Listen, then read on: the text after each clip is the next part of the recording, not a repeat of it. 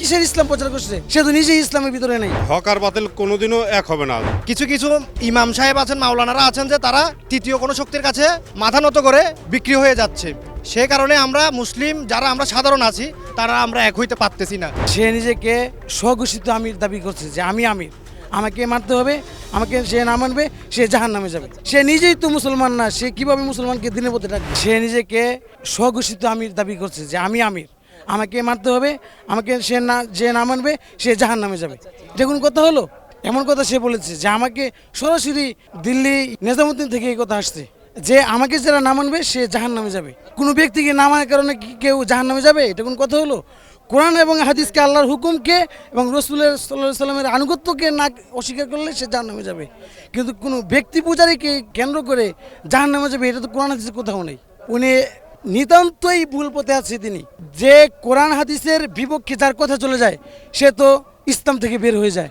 সে কিসের ইসলাম প্রচার করছে? যে মানুষকে কিসের দিনের পথে ডাকছে? সে তো নিজেই ইসলামের ভিতরে নেই, কারণ আল্লাহর হুকুমের ভিতরে নেই। আল্লাহর যে কোরআন এবং রসুল সাল্লাল্লাহু আলাইহি সাল্লামের ওকার অনেকগুলো হাদিস, এই হাদিসের ভিতরে সে নেই। তো সে নিজেকে কিভাবে, সে নিজেই তো মুসলমান না, সে কিভাবে মুসলমানকে দিনের পথে ডাকবে? যাতে দুইটা জামাত একসাথে হইতে না পারে, আমরা যদি মুসলিম কমগুলো যদি একসাথে হই ইনশাল্লাহ বিজয় আমাদের আসবে। তো একটা তৃতীয় শক্তি আছে যেটা শয়তানের শক্তি, তারা চায় যাতে আমরা একসাথে না হই। আমরা যদি একসাথে হই তাহলে আমাদের বিজয় নিশ্চিত ইনশাল্লাহ পুরো পৃথিবীতে। আর আমরা বিভক্ত থাকার কারণে এইসব মাসাল নিয়ে বিভক্ত থাকার কারণে আজকে আমরা মুসলিমরা পুরো পৃথিবীতে মাইর খাচ্ছি, লাঞ্ছিত হচ্ছি, বেজ্জতি হচ্ছি। আমরা একমাত্র এক হইতে পারছি না। এটা হচ্ছে আমাদের কিছু কিছু ইমাম সাহেব আছেন, মাওলানারা আছেন যে তারা তৃতীয় কোনো শক্তির কাছে মাথা নত করে বিক্রি হয়ে যাচ্ছে। সে কারণে আমরা মুসলিম যারা আমরা সাধারণ আছি তারা আমরা এক হইতে পারতেছি না। মানুষ ভাই মানুষকে মারতে পারে না, মানুষ মানুষকে কখনো আঘাত দিতে পারে না, মানুষ মানুষকে কষ্ট দিতে পারে না। যারা এইসব কাম করে ওরা জানোয়ার, ওরা মুসলিম না, ঠিক আছে, ওরা অন্য দল। আমরা যেগুলো জিনিস যে শুনছি, শোনার পর আমাদেরকে অনেক কষ্ট লাগছে, অনেক দুঃখ প্রকাশ করছি আমরা। সাপ এমন কিছু কথা বলছে যেটা ইসলাম বিরোধী। মূলত এই জন্য হক আর বাতিল কোনোদিনও এক হবে না যতক্ষণ পর্যন্ত বাতিল হকের উপরে না আসবে। হক হলো ওলামায়ে কেরামের সাথে যারা আছে, সাত গ্রুপ, কারণ ওরা কাজও করতেছে বাতিল কাজ।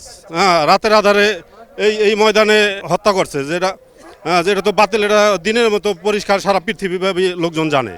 সাতগুরু রাতের আধারে 3টা সাড়ে 3টার সময় কেউ নামাজরত অবস্থায় ছিল, কেউ ঘুমন্ত অবস্থায় ছিল। আমি নিজেও ওখানে ছিলাম। এরপর আমরা তো সরাই সিটে গেছি। ওরা তো পরিকল্পিতভাবে সুসজ্জিত আপনার নিয়ে আসছে। আপনার এই যে বদরের যুদ্ধের মতো সেম কাহিনী। মুসলমানরা ছিল 313 জন খালি হাতে, আর কাফেররা ছিল সুসজ্জিতভাবে 1000। কিন্তু বিজয় হয়েছে হযরত সাহাবায়ে কেরাম। যদিও সংখ্যা কম ছিল, হাতে কিছু ছিল না, কিন্তু আল্লাহ তাআলা তাদেরকে বিজয়ী করছে। ওলামায়ে কেরামরা বিজয় হয়েছে। বিজয় না হইলে এই আমাদের দুইটা গ্রুপে 2 পর্বে আমাদের ইজতেমা হইতেছে। কাকরাইল মসজিদ আল্লাহ তাআলা আমাদেরকে করে দিয়েছে। আল্লাহ তাআলা আমাদের থেকে কোরবানি নিছে, কিন্তু আল্লাহ তাআলা আমাদেরকে বিজয়ী করে দিয়েছে। ওলামায়ে কেরামরা সবসময় হকের উপর থাকে, বাতিলের উপরে ওলামায়ে কেরামের বাইরে যারা আছে তারা।